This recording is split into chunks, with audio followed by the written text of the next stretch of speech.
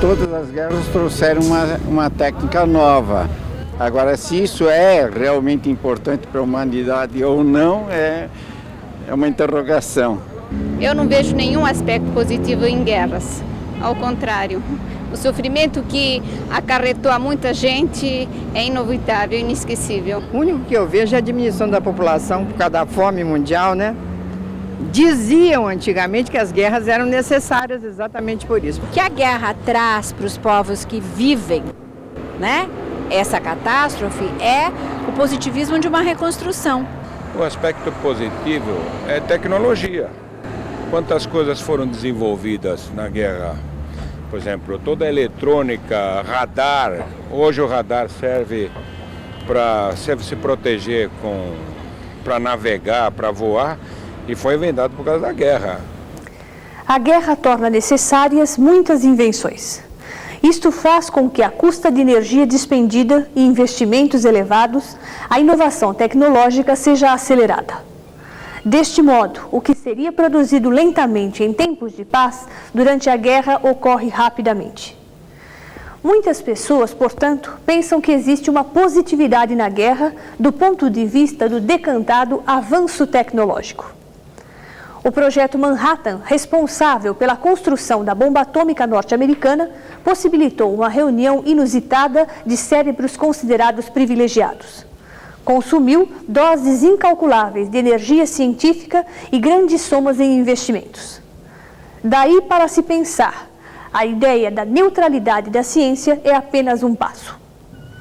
Quantos dos cientistas do projeto Manhattan teriam refletido acerca do que a bomba atômica representava para o homem? Muitos deles acreditariam na ciência pura, acima dos homens, no avanço pelo avanço, na positividade do chamado progresso? Teriam refletido nos interesses presentes, nas razões de Estado? Teriam raciocinado a que e a quem estariam servindo? A ciência, como toda a produção humana, é inseparável dos interesses envolvidos na sua construção e também precisa ter um significado social. Precisa se reverter em benefícios para o homem, sob pena de contribuir para ampliar a destruição e a miséria da existência humana, como foi feito durante a Segunda Guerra Mundial. Setembro de 1939. A invasão alemã na Polônia surpreende o mundo pela rapidez com que arrasa o país. A tática devastadora das forças alemãs é conhecida como Blitzkrieg, ou Guerra Relâmpago. A Blitzkrieg se caracteriza pelo uso conjugado de blindados, artilharia e aviação. Tudo concentrado num só golpe para demolir o inimigo. Foi a evolução tecnológica, principalmente de tanques e aviões bombardeiros, que possibilitou o poder de fogo das Blitzkrieg. O investimento na tecnologia de guerra é um fator determinante na Segunda Guerra Mundial.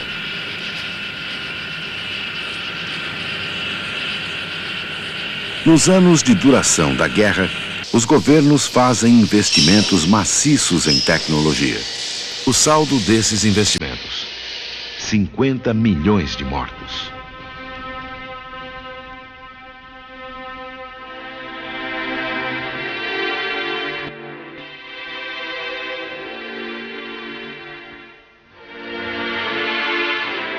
Os anos da guerra assistem a uma aliança definitiva entre a ciência e o poder de destruição. Nos campos de concentração nazistas, fornos crematórios são inventados para acelerar o processo de extermínio do povo judeu.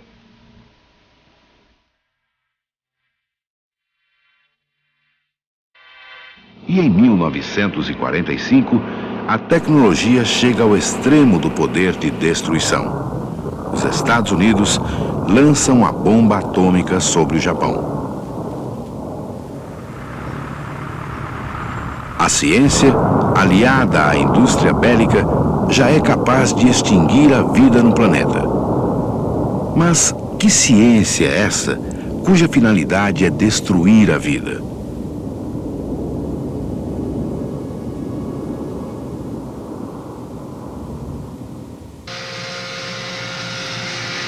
Não são apenas bombas que a tecnologia da Segunda Guerra produz. Diversas outras invenções influem nos rumos do conflito. A quantidade de vítimas e a grande variedade de ferimentos estimulam progressos na medicina. As operações militares norte-americanas em selvas e regiões inóspitas do Pacífico Sul impulsionam descobertas no tratamento de doenças tropicais. Durante a guerra, um dos principais problemas para ambos os lados é o transporte de combustíveis, armas e alimentos para as tropas. Por causa da extensão do território das hostilidades, muitas vezes o fronte fica a grandes distâncias. Uma solução inglesa para enviar combustível de seu país para o continente. Um oleoduto de 40 quilômetros de comprimento é instalado atravessando o Canal da Mancha. Milhões de litros de combustível são enviados diariamente da Inglaterra para abastecer suas forças do outro lado do canal.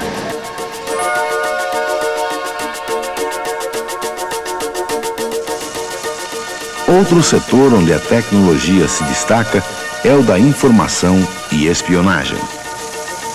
Ao longo da guerra, os alemães usam uma máquina chamada Enigma para enviar mensagens em código.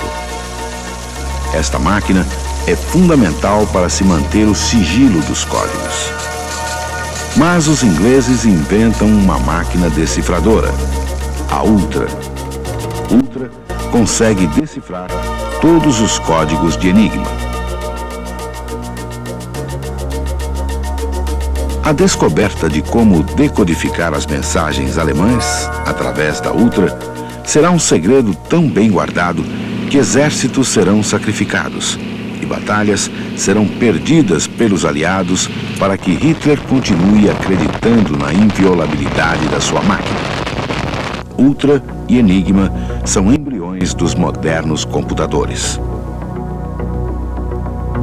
O radar foi a invenção que talvez mais tenha contribuído para a vitória dos aliados. O radar é um dispositivo eletrônico que localiza objetos à distância, através da emissão de ondas de rádio. Quando a Força Aérea Alemã, a Luftwaffe, inicia os ataques contra a Inglaterra, o radar detecta os aviões alemães bem antes de chegarem ao alvo. Os radares alemães não têm a mesma eficácia. Suas esquadrilhas são constantemente surpreendidas pelos aviões ingleses. Sem o radar, os britânicos teriam perdido a Batalha da Inglaterra.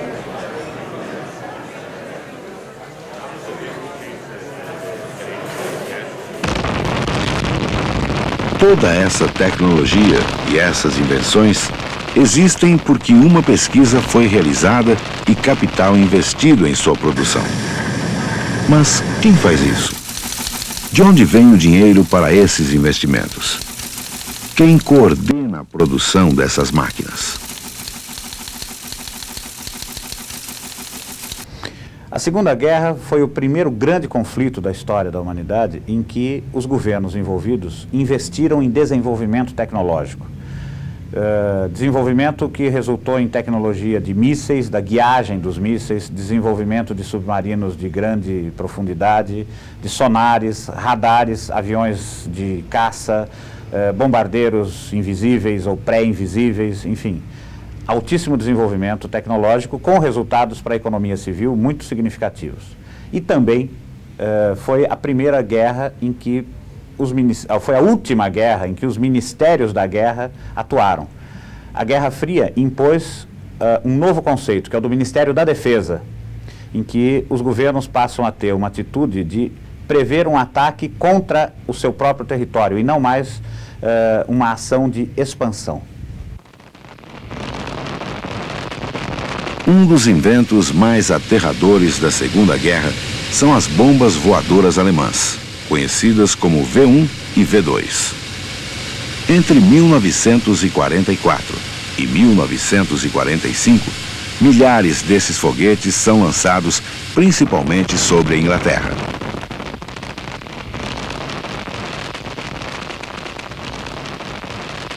O inventor das bombas voadoras é o cientista alemão Wernher von Braun. Após a derrota da Alemanha em 1945, von Braun passa a colaborar com os Estados Unidos na preparação de mísseis intercontinentais carregados de bombas atômicas. Von Braun, um dos gênios do nazismo, torna-se um cientista a serviço dos Estados Unidos. Tudo em nome do que se chama neutralidade científica.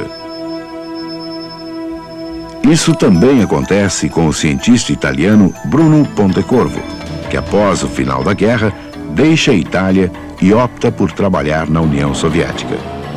Pontecorvo será considerado o pai da bomba atômica soviética. Wernher von Braun, Shiro Ishii, Bruno Pontecorvo são exemplos de homens que serviram as suas pátrias vencidas e foram aproveitados por nações vencedoras. E os ideais de democracia versus fascismo que separavam as nações durante a Segunda Guerra?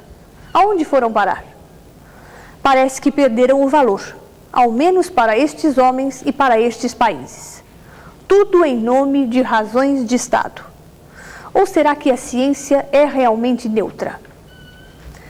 Será que ela está acima de todas as coisas como algo positivo por sua mera existência?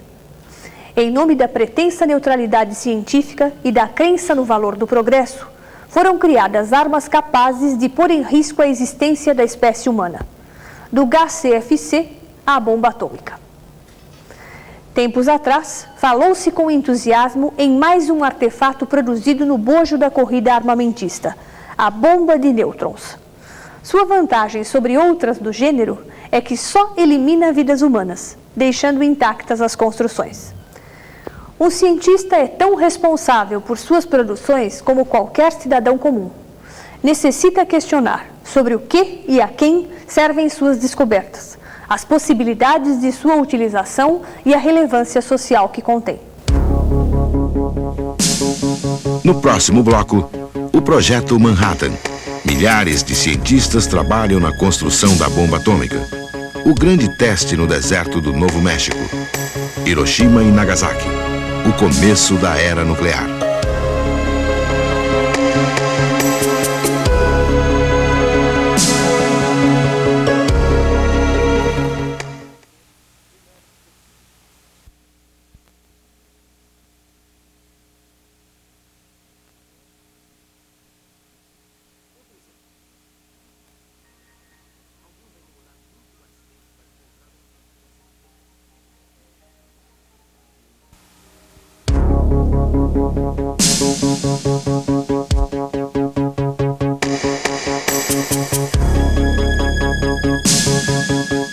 A partir de 1943, Robert Oppenheimer comanda as pesquisas do Projeto Manhattan. São mais de 150 mil cientistas, técnicos e operários trabalhando no projeto de construção de uma bomba atômica nos Estados Unidos. 2 anos depois, em julho de 45, o grande teste acontece. De madrugada, no deserto americano do Novo México, ninguém é capaz de prever o impacto da explosão. Mas a explosão é tão poderosa que chega a ser vista de 3 estados americanos. Primeiro surge um raio de luz tão intenso que não pode ser olhado diretamente. Depois a claridade cresce como se o sol tivesse nascido. Em seguida, uma bola de fogo imensa sobe pelo céu. É o que fica conhecido como cogumelo atômico. Bem no centro da explosão, a temperatura é da ordem de 300 milhões de graus Celsius. maior que a temperatura do núcleo do Sol. O calor transforma a areia do deserto num imenso assoalho de vidro. Uma das grandes características do projeto Manhattan foi a pressa com que ele foi desenvolvido. Os cientistas foram pressionados a trabalhar muito rápido, em produzir resultados muito rapidamente, até porque era um projeto de guerra.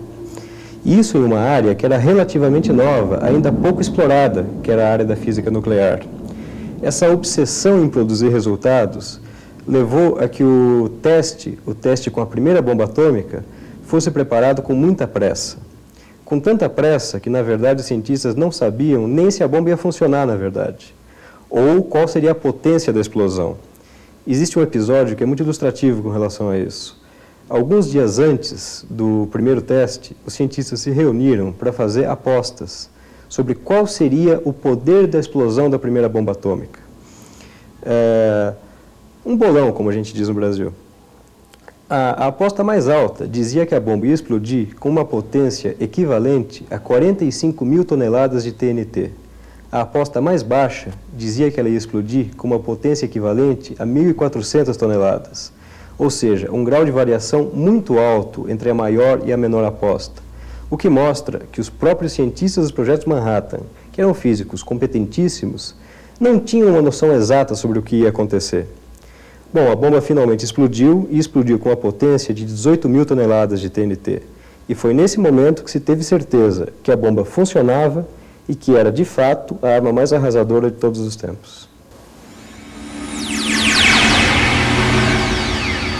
Na época dos antigos gregos, a ciência acreditava que o átomo, o princípio da matéria, era indivisível. Na década de 10, Niels Bohr e Ernst Rutherford representam o átomo como dividido em partículas. Um núcleo constituído de prótons e outras partículas, como os nêutrons, girando ao seu redor os elétrons. O átomo é neutro. As cargas positivas dos prótons são compensadas pelas dos elétrons.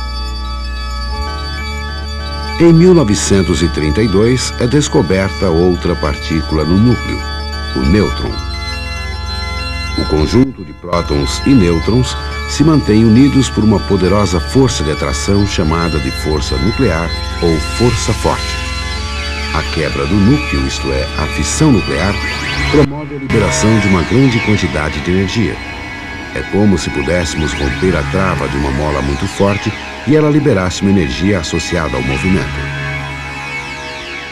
A quebra do núcleo e a liberação da enorme energia ali prendida se deu praticamente junto com a Segunda Guerra Mundial, com o começo da Segunda Guerra. Foi em 1939 na Alemanha, por Otto Hahn. Então, isso deu início à grande corrida do núcleo.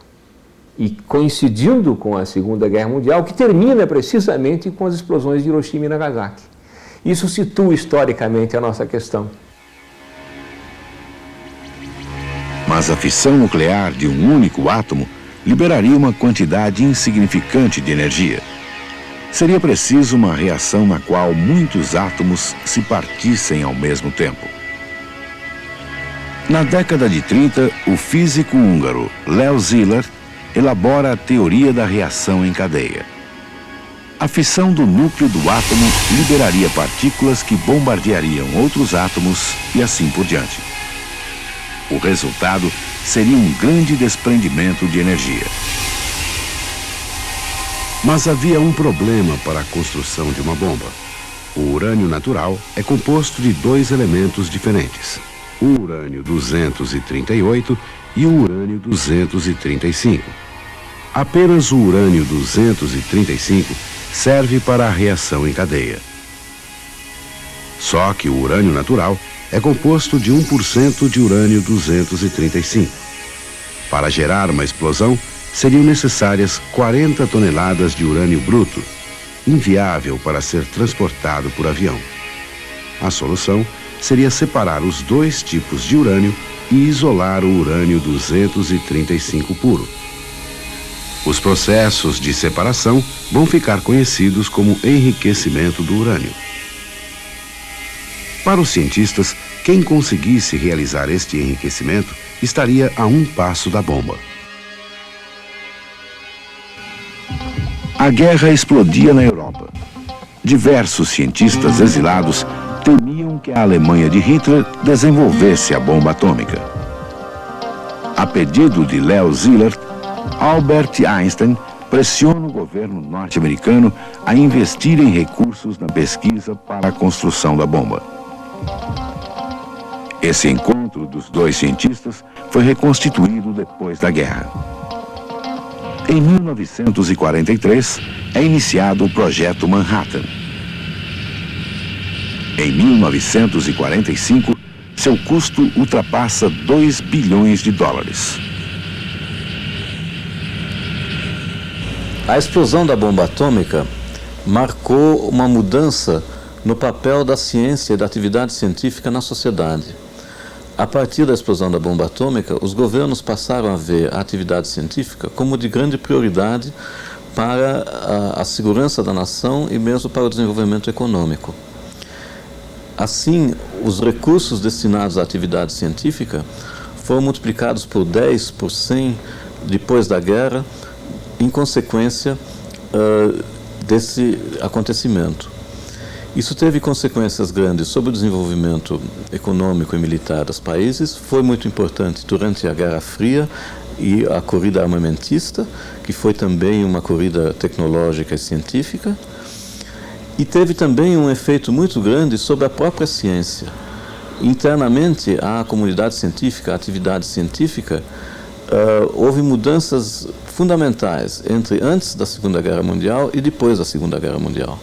Na medida em que, depois da Segunda Guerra Mundial, o estabelecimento científico, as atividades científicas foram incorporadas nas atividades prioritárias dos governos, o financiamento foi muito aumentado e se desenvolveu um ponto de vista pragmático de desenvolvimento de produtos e de tecnologia que não existia tão fortemente na ciência anteriormente.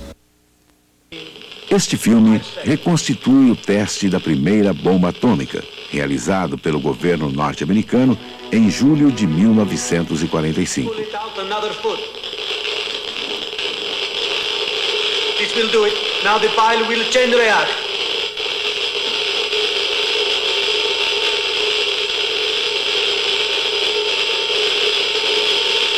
The pile has gone critical.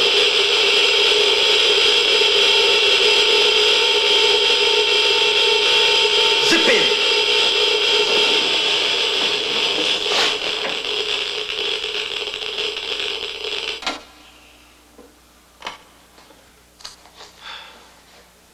The pile is secure.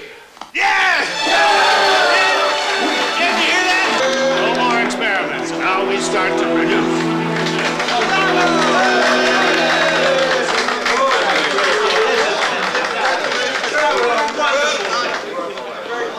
Hey, congratulations. What? What? This day will go down in history as a black mark against mankind. –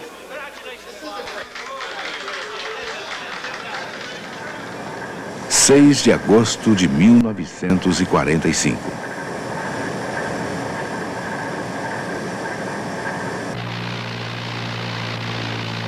Um avião americano joga a bomba sobre a cidade de Hiroshima. Em poucos segundos, morrem perto de 80 mil pessoas. 70 mil ficam feridos. ちょうどみんなが席について、一言二言話しかけた時に、ピカッと光って、そしてその光ったのが直感的に私らが、私らっていうか私が感じたことは、私らの事務所のすぐ近くに、アセチレンの発生する、オフィシーナがあったわけです。町の方から逃げてくる、いろんな大やけどして着物もなくて体が焦げて、そして、皮膚が皆手の皮膚、足の皮膚、腹の方も全部、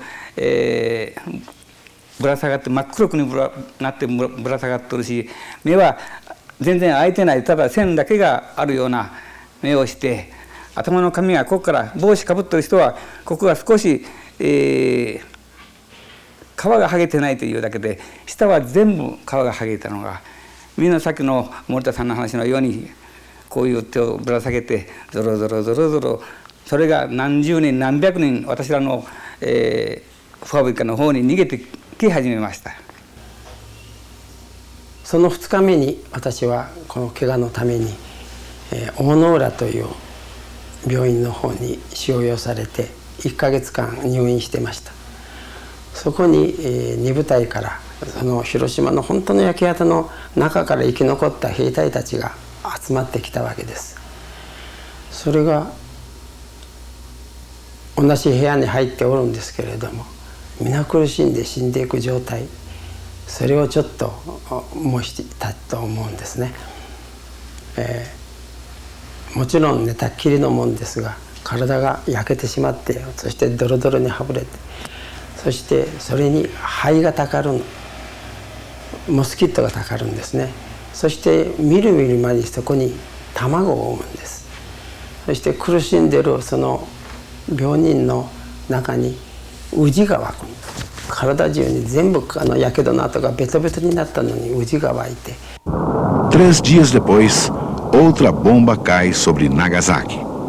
40.000 mortos e mais 40.000 feridos. Por quê? Em 1945, a armada japonesa estava destruída e o país próximo da exaustão. Em julho, um mês antes da bomba, o serviço secreto norte-americano havia interceptado uma mensagem do governo japonês a seu embaixador em Moscou. A ordem era pedir a intermediação soviética para negociar a paz com os Estados Unidos. Teriam sido necessárias as bombas atômicas para fazer o Japão se render?